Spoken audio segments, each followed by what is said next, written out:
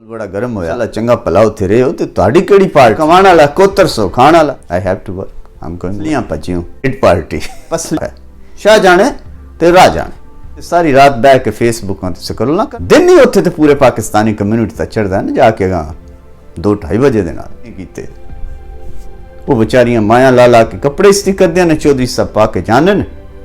उत्थे 2-3 सूटां ने सिगरेट मारे फूके लाए एक उंगलां पानी सिर्फ चार उन्हां आख्या कि बच्चा रोटी खाण नूं लभ जाए हॉस्पिटल च पार्टी है मेरा तो कोई मसेर है कोई नहीं कि जिदे वास्ते मैं ढिंगर खा के ते अपनी उंगलां पनवा लवां मतलब कि इलाज हो जाए पूरा कॉन्स्टिट्यूशन जिंदगी दा फलसफा बयान कर इंसान दी जरूरियात जहाजां ते झूटे लैने फिरदे ने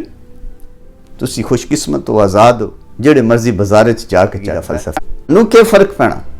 रोटी इलाज हो जाए ये इंसान ते खुदा दे दरम्यान जेड़े मामलात ने